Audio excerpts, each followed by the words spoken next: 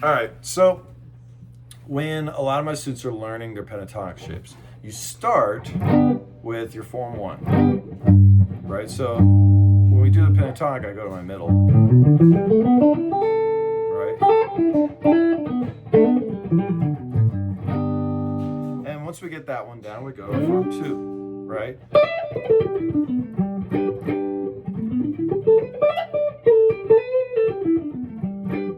Okay, so now, how do I get from one to the other? So you always hear people in their solos doing these slide things like.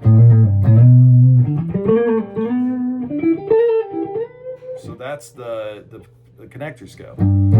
So I'm in my pentatonic, I'm starting with the root, then I slide 2 to 3, then 5, 6, 1, then same thing. And now I'm sitting right on top of that form 2. And descending is the same.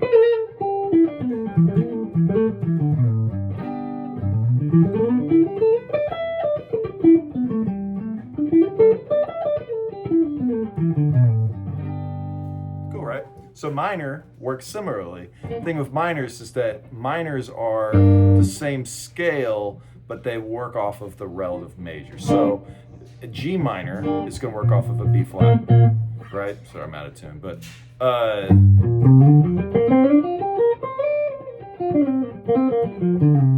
there's my B flat, but then I land on that low G.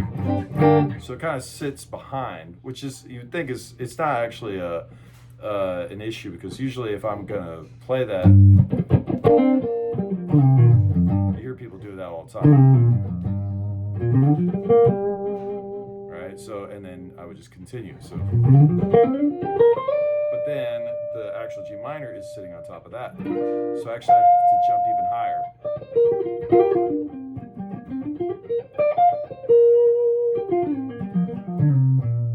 So there it is again. So you end up doing the connector to the B flat and you scooch the rest of the way down. So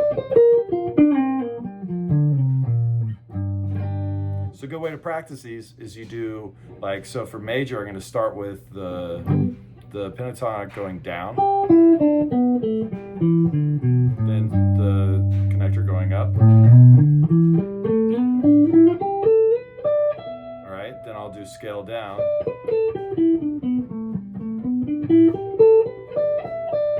Then now I do the connector down. Okay, minor, same thing. So we're gonna go.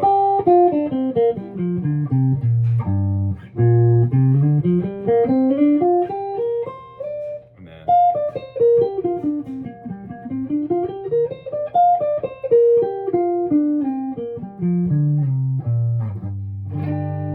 So that's just a good way, just do those drills back and forth.